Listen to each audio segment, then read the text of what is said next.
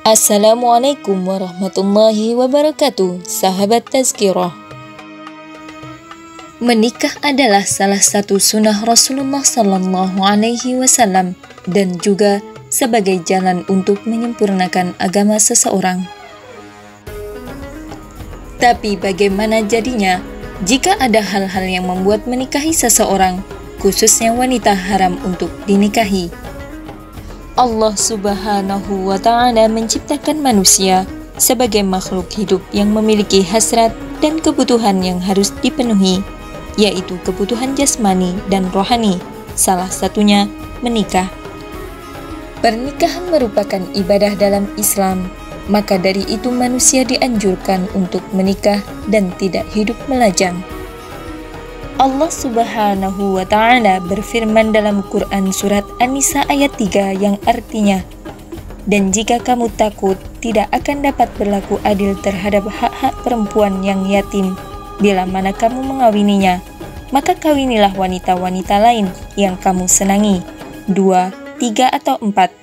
Kemudian jika kamu takut tidak akan dapat berlaku adil, maka kawinilah seorang saja, atau budak-budak yang kamu miliki, yang demikian itu adalah lebih dekat kepada tidak berbuat aniaya." Pernikahan dalam Islam memang dipandang sebagai suatu ibadah, namun hukumnya bisa saja berbeda-beda tergantung kondisinya. Hukumnya bisa menjadi wajib, sunnah, mubah dan haram yang disebabkan oleh beberapa aturan. Maka dari itu, ada pernikahan yang tidak boleh dilaksanakan.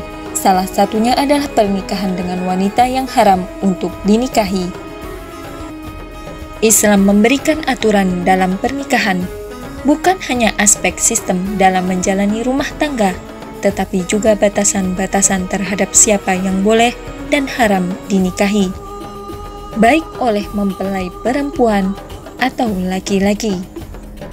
Dalam Islam, perempuan yang haram untuk dinikahi merujuk pada Quran surat An-Nisa ayat 23 yang artinya, "Diharamkan atas kamu mengawini ibu-ibumu, anak-anakmu yang perempuan, saudara-saudaramu yang perempuan, saudara-saudara bapakmu yang perempuan, saudara-saudara ibumu yang perempuan, anak-anak perempuan dari saudara-saudaramu yang laki-laki, anak-anak perempuan dari saudara-saudaramu yang perempuan, ibu-ibumu yang menyusui kamu, saudara perempuan sepersusuan, ibu-ibu istrimu atau mertua, anak-anak istrimu yang dalam pemeliharaanmu dari istri yang telah kamu campuri.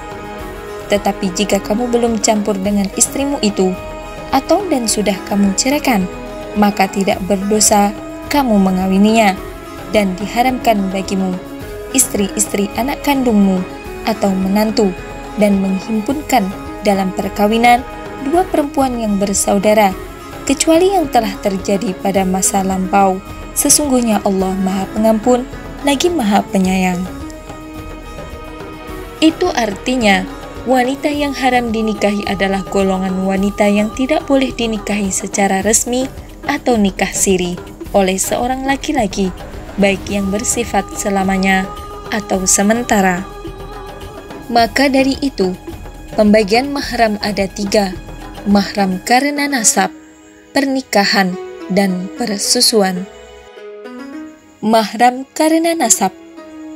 Golongan wanita yang haram untuk dinikahi dalam Islam adalah mereka yang terikat dengan nasab atau keturunan, meliputi ibu, nenek, dan seterusnya, baik dari pihak laki-laki maupun wanita, anak perempuan, cucu perempuan, dan seterusnya, baik dari pihak laki-laki maupun wanita, saudara perempuan sekandung, sebapak dan seibu, saudara perempuan bapak atau bibi, saudara perempuan kakek atau bibi orang tua, dan seterusnya, baik sekandung, seayah, atau seibu, saudara perempuan ibu atau bibi, saudara perempuan nenek atau bibi orang tua, dan seterusnya, baik sekandung, seayah, atau seibu, putri saudara perempuan atau keponakan, sekandung, seayah atau seibu, cucu perempuannya, dan seterusnya, baik dari pihak laki-laki maupun wanita. Putri saudara laki-laki sekandung, seayah atau seibu, atau keponakan, cucu perempuannya, dan seterusnya, baik dari pihak laki-laki maupun wanita. Mahram karena pernikahan. Berikutnya adalah golongan wanita atau mahram atas dasar hubungan pernikahan dan sifatnya sementara. Artinya, jika hubungan pernikahan tersebut berakhir, maka sifat mahramnya pun bisa berubah. Istri bapak atau ibu tiri, istri kakek dan seterusnya ke atas, istri anak, istri cucu atau menantu dan seterusnya, ibu mertua, ibunya dan seterusnya, anak perempuan istri dari suami lain atau rabibah, cucu perempuan istri baik dari keturunan rabibah maupun dari keturunan rabib dan seterusnya. Mahram karena persusuan.